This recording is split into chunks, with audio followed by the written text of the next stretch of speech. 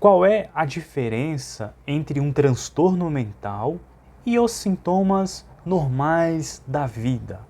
Ou dito de outro modo, qual é a diferença entre um adoecimento mental de fato e sensações, sintomas que a gente experimenta ao longo da vida e que faz parte dela, que é humano, que é normal sentir e que a gente pode lidar sem precisar de medicação ou mesmo sem precisar de uma ajuda profissional.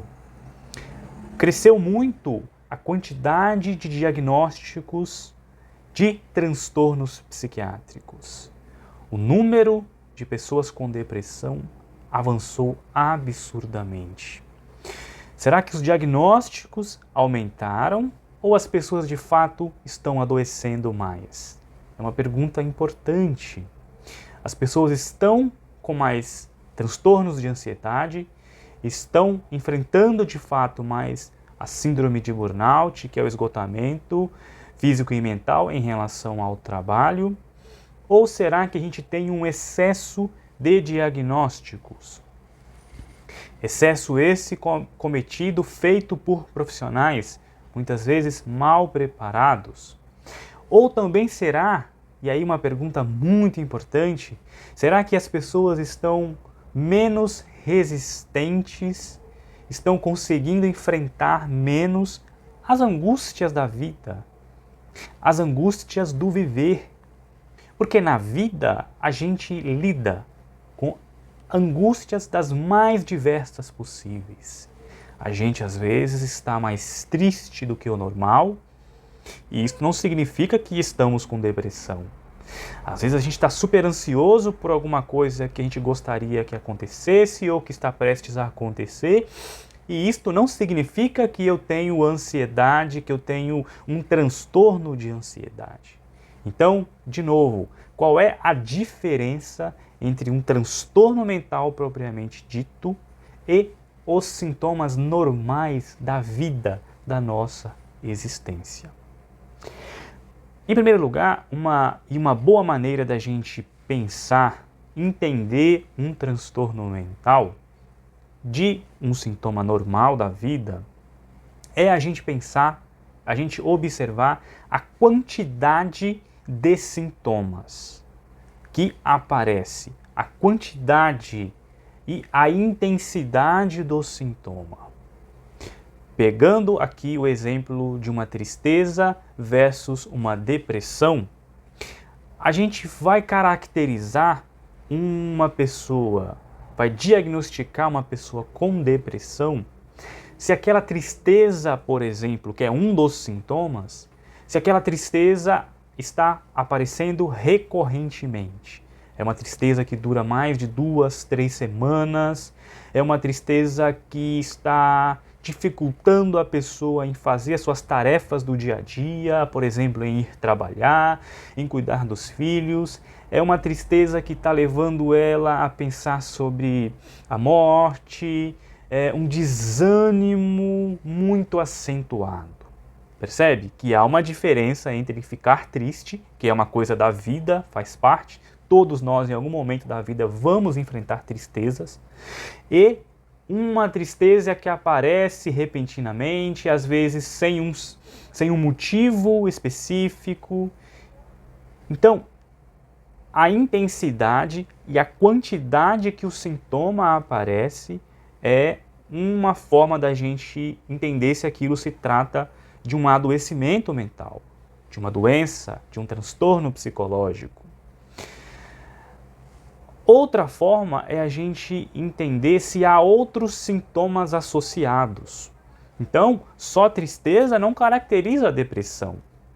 Tem outros sintomas, como por exemplo, um desânimo, uma falta de sono ou um sono excessivo, uma vontade de se isolar, de não querer falar com ninguém, entre outros sintomas que a gente vai juntar para chegar num diagnóstico correto, num diagnóstico que faça sentido.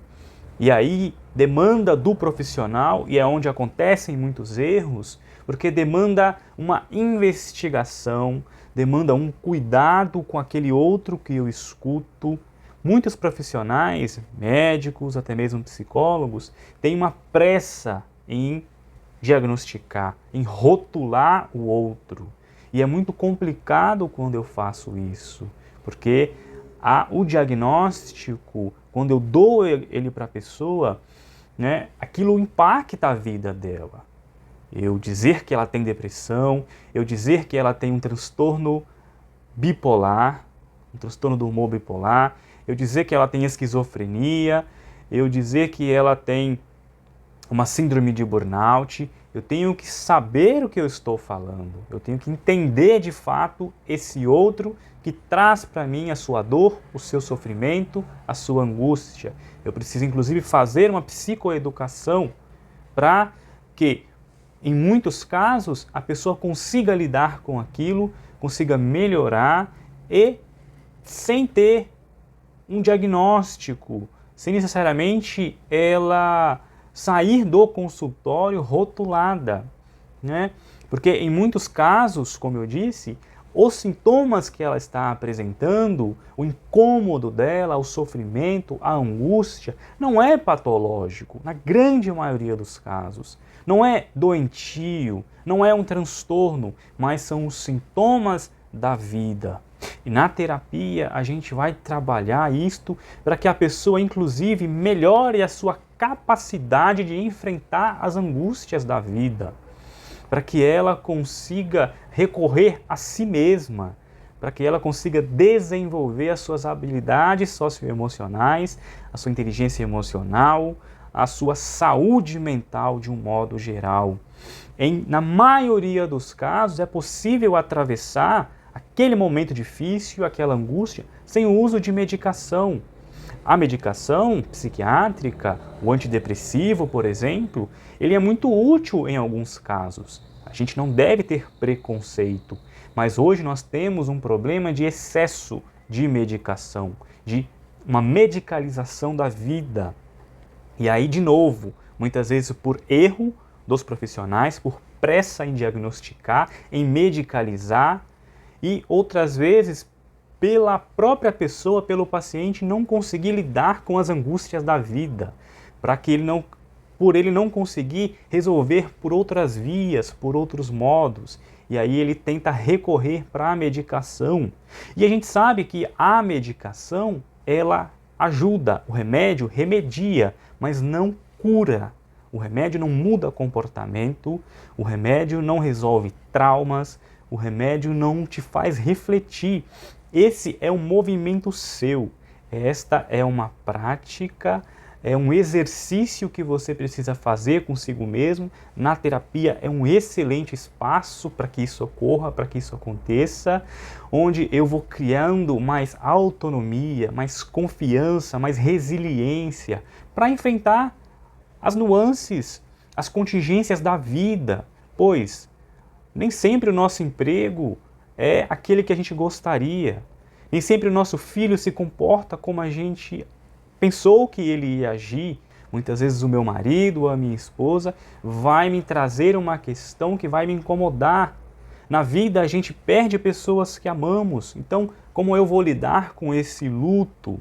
Às vezes, os sintomas de tristeza, às vezes uma ansiedade, ela denuncia algo que está acontecendo.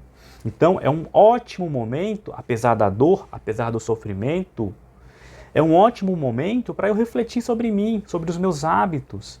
Quais são os meus hábitos? Estou me tratando bem? Estou me cuidando? Porque daí pode estar vindo o adoecimento.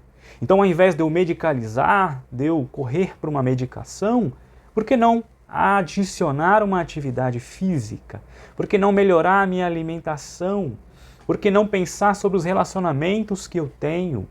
Por que não pensar sobre o meu casamento, sobre a minha relação com o trabalho, sobre aquilo que pode estar contribuindo para o meu adoecimento? Porque, em muitos casos, a medicação pode te ajudar a suportar aquilo que está te adoecendo. e aí você não sai daquilo, você não resolve a causa. A medicação anestesia para que você continue lidando com aquilo que está adoecendo. E se você não mudar a causa, o sofrimento vai continuar, os sintomas vão permanecer. A depressão vai melhorar, em algum momento vai voltar. A ansiedade vai melhorar, em algum momento aquilo vai reaparecer e às vezes até de forma pior. Um outro fator muito importante é que o adoecimento mental não ocorre da noite para o dia. Você não entra numa depressão da noite para o dia. Você não entra numa síndrome de burnout de uma hora para outra. Não, aquilo vai acontecendo aos poucos, é uma junção, é uma exposição a ambiente muito estressor por muito tempo, é a vivência de sintomas ansiosos por uma determinada fase da vida, noites mal dormidas de sono, falta de atividade física, é uma junção de fatores que vão acontecendo e que produz, que leva a pessoa ao adoecimento. Então, trabalhar no preventivo também é fundamental. Eu super entendo quando a pessoa me diz que sentiu um grande alívio quando ela recebeu o seu diagnóstico. Por exemplo, quando ela foi diagnosticada com TDAH, transtorno de déficit de atenção e hiperatividade.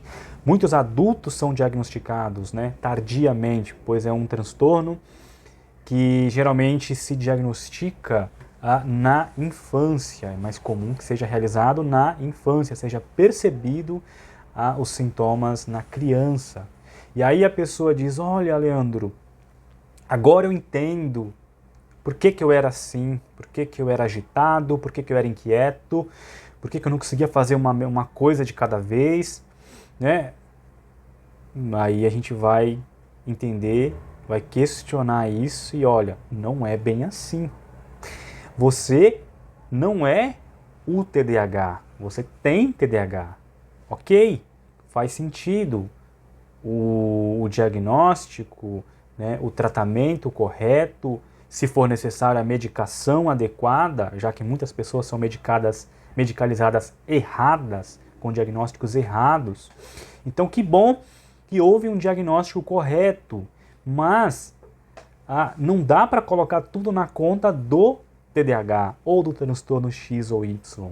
Você tem uma história de vida, uma criação, você se relacionou com vários tipos de pessoas, você tem suas referências, você passou por situações desagradáveis, e tudo isso impacta na maneira como você reage frente ao mundo, né? Do mesmo modo que o diagnóstico não pode ser um limitador.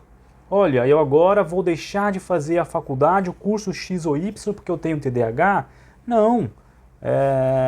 Inclusive, a pessoa já conseguiu fazer muita coisa antes de ter o diagnóstico, e quando ela passa a ter o diagnóstico, ela deixa de fazer algumas coisas. Percebe como é um mecanismo mental, psicológico, porque não é o transtorno que está gerando aquilo, mas o modo como a pessoa enxerga aquela situação. Alguém que tem um transtorno do humor bipolar, ela tem bipolaridade, ela não é um bipolar.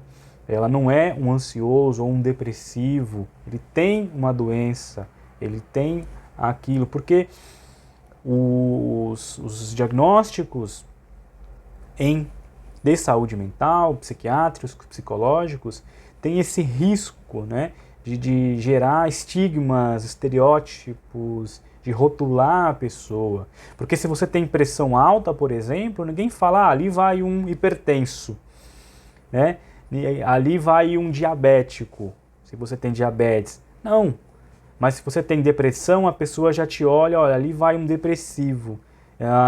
Ele está assim porque tem depressão. Então, muitas vezes o diagnóstico é usado como uma muleta, e se a pessoa absorve isso, se ela acredita nisso, aquilo passa a limitar a vida dela. Quando a mãe ou um pai diz, meu filho é assim porque tem TDAH. Não, ele é muito mais do que o TDAH. Ele tem uma personalidade diferente de outras pessoas. Ele tem qualidades diferentes, ele tem uma criatividade diferente. Inclusive, dois adolescentes, ambos com diagnóstico de TDAH, vão ter comportamentos diferentes, apesar de terem um transtorno, um diagnóstico do mesmo transtorno. Cada pessoa é única, cada pessoa reage de um modo. E aí é importante que a gente respeite a singularidade, a individualidade e a subjetividade de cada um. Fica aqui essa reflexão, espero que você tenha gostado. Um forte abraço e até o próximo vídeo.